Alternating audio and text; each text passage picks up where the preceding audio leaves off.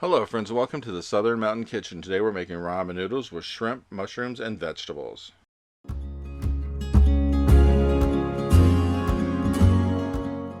So I know you're thinking, wow, ramen noodles, they have no nutritional value whatsoever.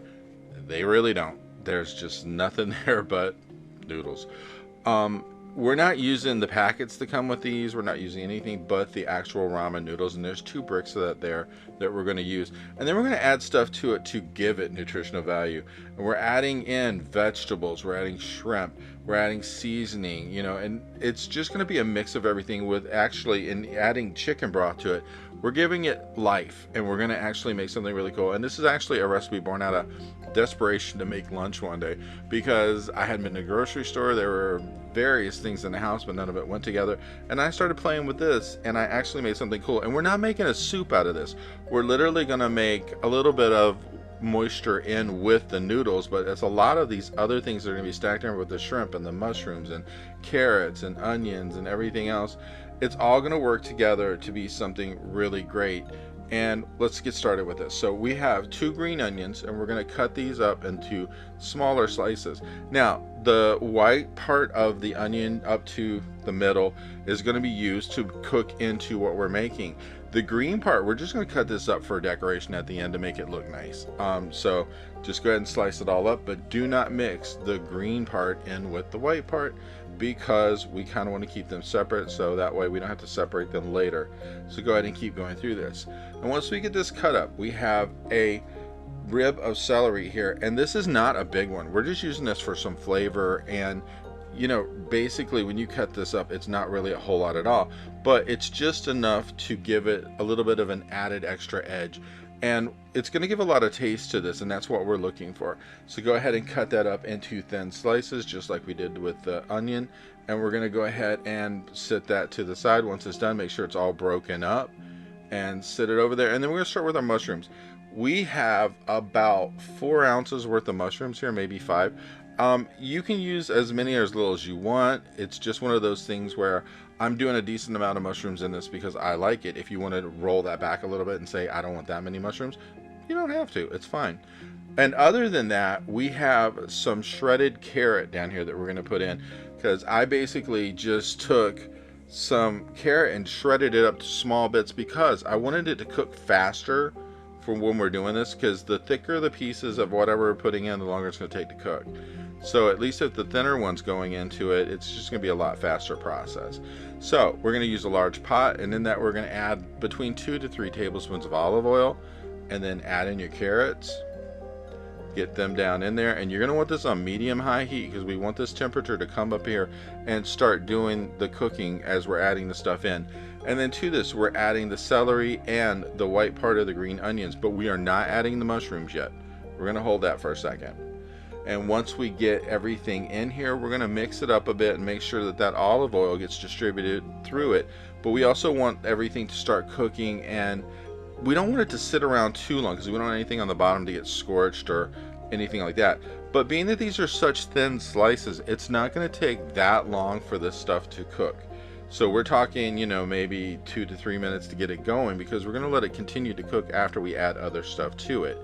So we're just going to go ahead and mix this around, get that olive oil totally through it, and make sure everything is getting going here. Because probably the worst thing we're going to have to deal with is getting that celery cooked through.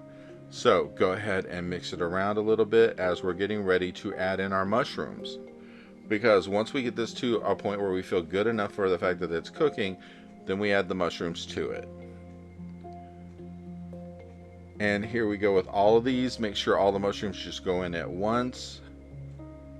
And then once they're in there, we're going to want to mix this up so that way everything is mixing through, from all the vegetables that are in there to the olive oil, plus the fact we want to make sure that the mushrooms are cooking all through, because if you have them stacked in a pile, they're not all going to cook. The bottom ones are going to cook first, and the top ones won't be completely done. So keep mixing them up as we're cooking this and stir them around. And we're going to do this for about a minute or so just to make sure that they start going, because like I said, these things are going to continue to cook as we add new things to them. Now to this, we are adding about 1.5 tablespoons of minced garlic, and you want to get this in and stir it because we don't want it to sit on the bottom and start to scorch, because the taste of garlic that's kind of burnt or scorched is really not nice. But if you mix it through and we cook it for, 30 seconds to a minute, you're fine before we add anything else to it. We're in good shape. So keep mixing around. And then after this, we are going to add 2 cups of chicken broth. Now, this is not a lot of liquid for what we're making. But as I said, this isn't a soup. It's just basically going to have liquid in it. It's just not going to be a whole bowl full of liquid to make the soup and then a little bit of anything else. To this, we're adding 1 tablespoon of Cajun seasoning, 1 tablespoon of soy sauce, and then 1 tablespoon of sriracha. And this is going to turn the flavor up because we're putting some spicy stuff in here, and we're giving it an edge at this point because it's going to help everything that's already in this have a really great taste. So go ahead and stir this up and get everything mixed through because we have a lot going on in here right now and we want to get it going. So what we want to do at this point is let our temperature come up to a boil, and we want to get it really hot in here before we do too much more to this, because of the fact that when it's boiling, that's when we're going to add like shrimp and stuff like that. So go ahead and let that temperature come back up. It should already be really hot in here, but when you add extra things to it, you bring the temperature down in your pot and it has to come back up again. So stir it as much as you can to make sure things don't settle on the bottom. And then once it's boiling, we're going to head and add our shrimp to this. Now, you can add as many shrimp to this as you want. I'm putting in maybe around like 20. Because that's going to just be distributed, because once I put the 2 bricks of ramen in here, this is basically enough to serve like 2 people. So go ahead, get your shrimp in. The shrimp is going to cook while everything else is cooking, because it doesn't take that long to do this, because my shrimp was pre-cooked to begin with, so it's already in good shape in that direction.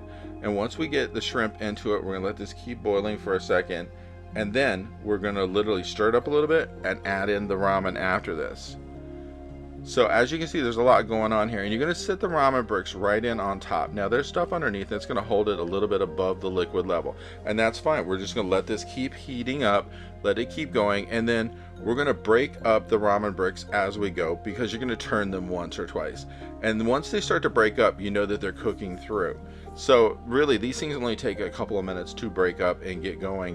And literally, you're not going to cook this more than like 3 to 4 minutes until you're to a point where you're about ready to serve this, because once the ramen is broken up, it's not stiff anymore, it feels like it's cooked, then everything else in the pot is ready to roll.